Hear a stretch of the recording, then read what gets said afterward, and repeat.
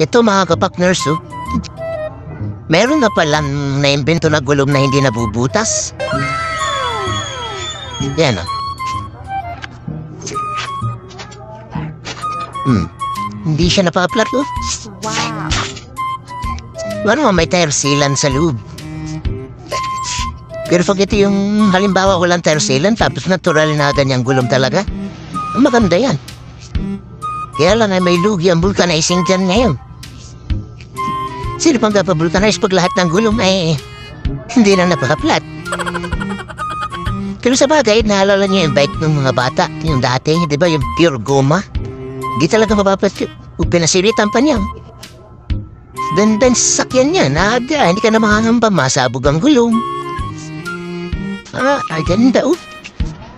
Kahit ilang pako, kahit malalim pa. Kasi kung yan na may tire sealant, may sisirit yan paghugot nila nung ano yan, oh.